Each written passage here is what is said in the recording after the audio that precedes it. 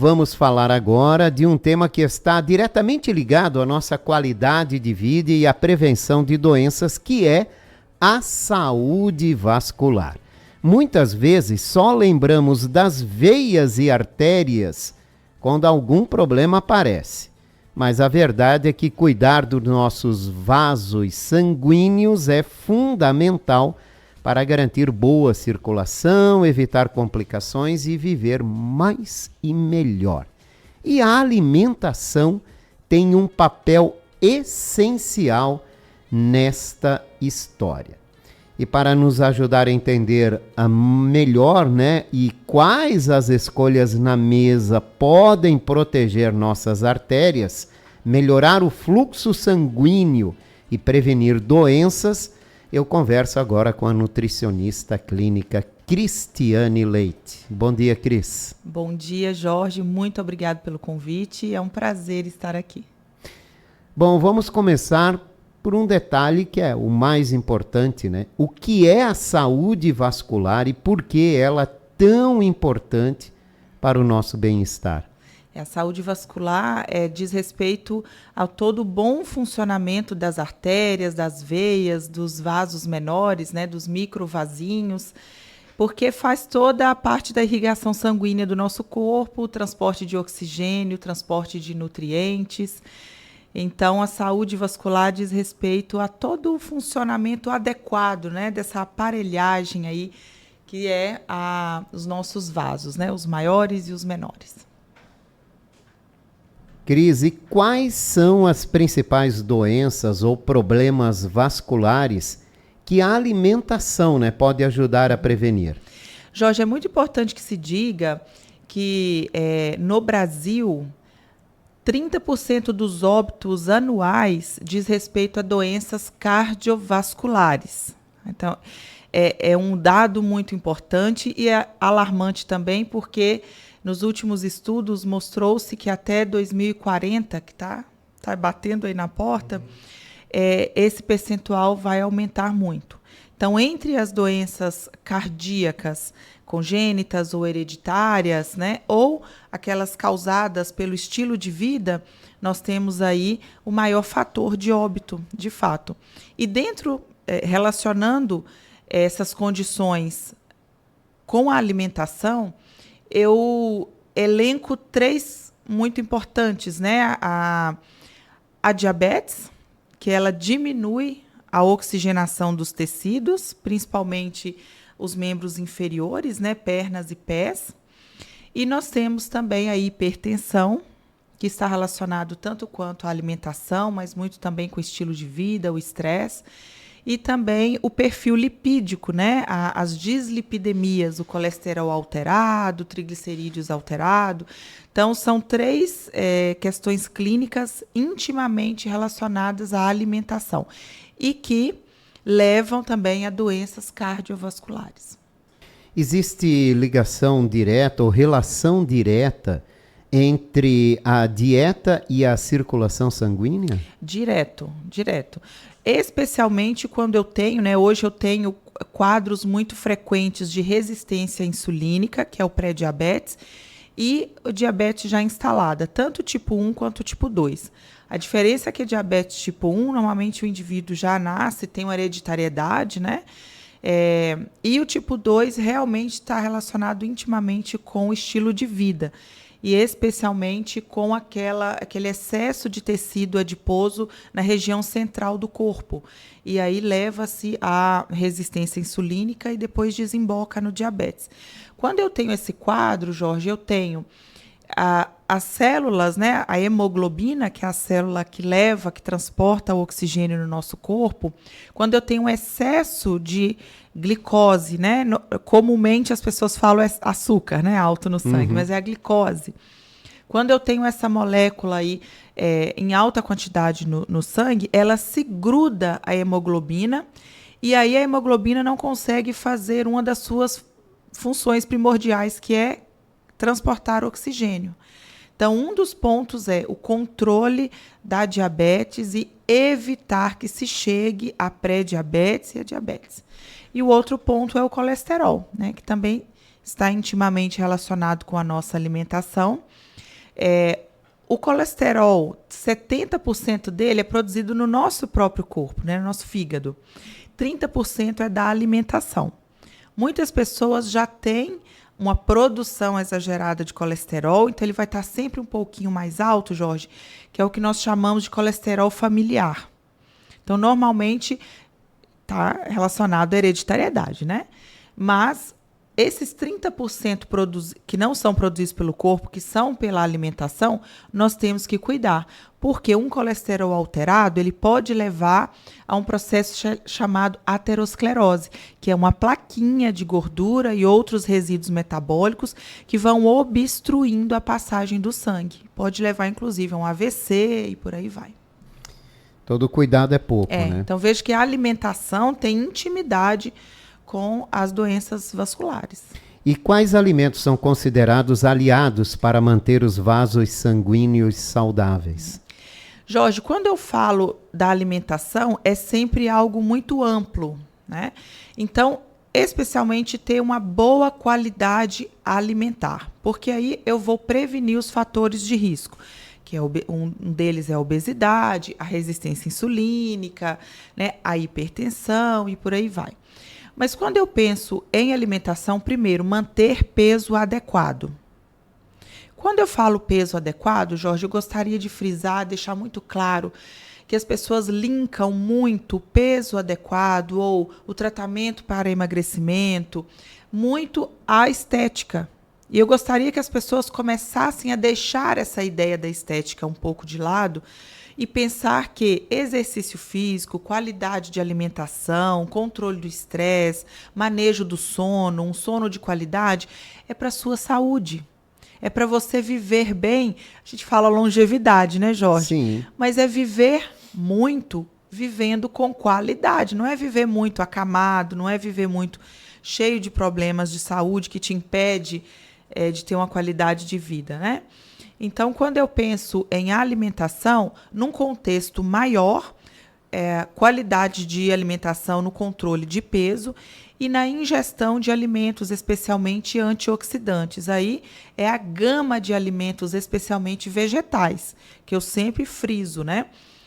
Mesmo a pessoa que ingere carne e outros alimentos de origem animal, eu, por exemplo, você também, né, Jorge? Carnívoro, né? Sim, uma onça. Somos carnívoros, porque comemos alimentos de origem animal. Mas a base da nossa alimentação precisa ser vegetais. Primeiro, pelos antioxidantes. E junto disso, por conta das fibras. Quando eu tenho boa ingestão de fibra, eu tenho menor absorção, por exemplo, das gorduras da nossa dieta. E aí eu tenho menor ingestão de colesterol. E junto disso, observar o excesso de ingestão de carne gorda, o excesso de lácteos gordos, né? Então, leite integral, creme de leite, chantilly, esse excesso de gordura animal também leva a um aumento do colesterol. E aí nós temos alguns alimentos, Jorge, que eles são vasodilatadores, ou seja, eles causam o relaxamento dos nossos vasos e artérias, facilitando o fluxo sanguíneo e facilitando o transporte de oxigênio e nutrientes. Aí eu quero dar destaque à beterraba. Beterraba. A beterraba. A beterraba ela é rica em nitratos. E os nitratos, quando nós ingerimos, eles são convertidos em óxido nítrico. E óxido nítrico é uma molécula que causa esse relaxamento dos vasos. Então, por exemplo, a hipertensão arterial, ela é uma vasoconstrição. O sangue começa a passar com dificuldade pela artéria. Pensa numa mangueira de água quando você está aguando teu jardim e você prende o dedo ali na saída da água, está causando a vasoconstrição. A água tem mais dificuldade para passar, não é? Uhum. Na artéria é da mesma forma. Quando eu tenho uma pressão arterial elevada, eu tenho essa dificuldade da passagem do sangue. O óxido nítrico contido na beterraba, ele vai fazer esse relaxamento. Por isso que a beterraba também, Jorge, é um alimento indicado de pré-treino. Antes dos exercícios, tomar um suco concentrado de beterraba. Outro alimento que é muito comum, que está na mesa de todo mundo, é a melancia. Você já ouviu falar isso, Jorge? Que a melancia ajuda na saúde vascular? Não. A gente fala da melancia na saúde renal, não é? Isso. Que está tudo interligado também, porque ela é super hidratante, tem muita água. Mas a melancia, ela contém citrulina, que é um aminoácido, e tá na partezinha branca, tá na polpa vermelha e está na semente. Não é só na polpa, tá? Então dá para aproveitar a fruta toda. A citrulina é um aminoácido que também é convertido em óxido nítrico. E aí melhora a nossa oxigenação. São dicas importantes da alimentação, né, que podem auxiliar na nossa saúde vascular. Agora, como a hidratação pode influenciar a saúde das artérias e veias? A hidratação está intimamente relacionada com a viscosidade do sangue. Então, nós precisamos do sangue passando com fluidez nas nossas artérias. Quando eu tenho um sangue mais grosso, né, de falar um sangue mais concentrado, ele tem mais dificuldade de passar pelas nossas artérias. E aí pode também estar relacionado com a hipertensão arterial. A hipertensão arterial ela é multifatorial, tá, Jorge? E especialmente fator genético e também estresse. Né? E hoje em dia, quem é que não tem estresse? Altos índices de estresse. Mas o sódio, quando nós falamos da alimentação, o sódio, ele aumenta a pressão arterial porque ele puxa, ele traz água. A molécula de sódio atrai água, então aumenta a pressão do vaso ali, da passagem do sangue, né? Então, a água, ela melhora a fluidez do sangue. Tem até um marcador sanguíneo que normalmente, quando é solicitado o exame de hemograma, vocês que estão aí com hemograma aí em dia, né, dos últimos 6 meses para cá, é um hemograma recente. Tem um marcador chamado hematócrito. O hematócrito é o marcador para a viscosidade do sangue. O sangue não pode estar ralo demais, mas não pode estar grosso demais. Não pode estar viscoso demais. Então, o hematócrito é uma das referências que o profissional da saúde que solicita o hemograma observa para a viscosidade do sangue. Bom, além da alimentação, hidratação, que outros hábitos ajudam a preservar a saúde vascular? A saúde vascular tem intimidade direta com o estilo de vida, Jorge. Então, eu vou frisar, eu vou falar bastante sobre o exercício físico, porque aí eu tenho o retorno venoso funcionando. Então, vejam bem, o coração ele vai bombear o sangue rico em oxigênio que entrou no nosso corpo para todas as regiões do nosso corpo, né? O coração é essa bomba que faz isso. E as nossas artérias vai levar esse sangue rico em oxigênio. Como é que esse sangue volta? O sangue pobre em oxigênio, como é que ele volta? Ele volta pelas nossas veias. Mas, Jorge, se eu não tenho um bom retorno venoso e aí tem relação com contração muscular, eu vou ter dificuldade nesse retorno venoso. Tem muitas pessoas que ficam com aquele pé mais arroxeado, né? Com aquela dificuldade de retorno venoso, é porque o sangue pobre em oxigênio não está voltando para ser eliminado, né? Então, exercício físico. A panturrilha, a gente diz que é o segundo coração. Já ouviu falar, Jorge? Que a panturrilha é o segundo coração do corpo? Qual a importância da panturrilha? Porque a panturrilha são os músculos ali que faz a contração muscular para retorno do sangue pobre em oxigênio e eliminação desse sangue, né? Desse dióxido de carbono, né? Uhum. Olha só, então, a importância de exercício físico, da musculação, dentro do contexto da saúde vascular e também do exercício aeróbico, caminhada, corrida, bicicleta, dança, para o fortalecimento das artérias. Então, o sedentarismo influencia negativamente. Negativamente, sem dúvida nenhuma. Cigarro, né? Então, o cigarro diminui extremamente a oxigenação dos tecidos, é um fator de risco para as doenças vasculares, bebida alcoólica, excesso de ingestão de gordura, especialmente gordura saturada, gordura de origem animal, né? Uma má alimentação, levando também à obesidade, pode piorar a saúde vascular. Controle de peso também é essencial? Essencial, essencial. Porque A obesidade, ela já causa um estado inflamatório permanente, que nós chamamos de inflamação de baixo grau. Então, nós já temos uma piora tanto do transporte do sangue, quanto da saúde das nossas artérias. E aí, aquele sobrepeso todo leva a uma piora do retorno venoso das partes periféricas, né? O pé e a perna. Então, a obesidade, além de ser um contexto complexo e inflamatório, diminui também a possibilidade do transporte sanguíneo, né? A piora da saúde vascular periférica, pés e pernas. E Cris, quais os cuidados alimentares uma pessoa com histórico familiar de varizes, trombose ou problemas cardíacos, né? Ele deve ter? Antes de falar dos cuidados da alimentação, Jorge, eu quero frisar e fazer um alerta que é muito importante fazermos o check-up, a visita, né, ao angiologista ou ao cirurgião vascular, que são os médicos, as especialidades médicas que cuidam da saúde das nossas artérias, das nossas veias, né? Porque muitas vezes existem algumas questões muito específicas, até cirúrgicas, né, que precisam ter esse cuidado com essa especialidade médica. Então, não deixem de fazer a visita ao angiologista ou ao cirurgião vascular. Em relação à alimentação, diminuir drasticamente a ingestão de gordura saturada para melhorar o perfil lipídico que nós chamamos, né? Então, quando nós temos boa ingestão de gorduras saudáveis, Jorge, que nós chamamos de mono e poliinsaturadas. Aí é o azeite de oliva extra virgem, as castanhas, as nozes, amendoins, o abacate é um bom exemplo disso, gergelim, as sementes, né, de forma geral, são bem interessantes. Tem um alimento, Jorge, que eu quero trazer essa curiosidade, que as pessoas linkam ele como um alimento fonte de gordura boa.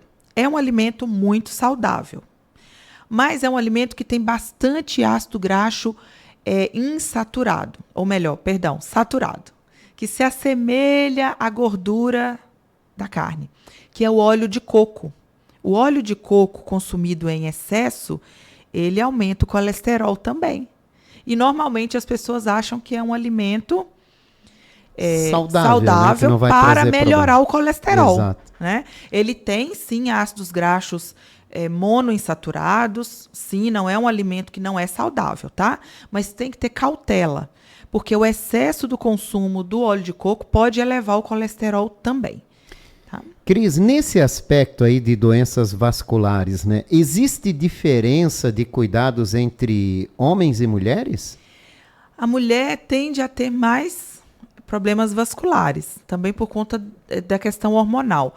Mas o que eu vejo, Jorge, é que muitos homens, principalmente por conta do sedentarismo, desenvolvem muito aquelas angiomegalias, né? Aquelas artérias, aquelas veias muito calibrosas, aparentes na perna.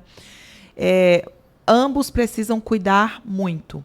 Mas a questão vascular, porque o estrogênio que a mulher produz, né, que o homem produz bem pouquinho, a mulher, né, o hormônio que rege a mulher é os estrogênios. Confere uma proteção vascular e cardíaca na mulher. Tá? Então, se a gente pensar nessa proporção, ambos precisam cuidar muito, mas o sedentarismo atua de forma muito importante, especialmente nos homens. E mulheres procuram muito mais a rotina médica e de exames do que os homens, né?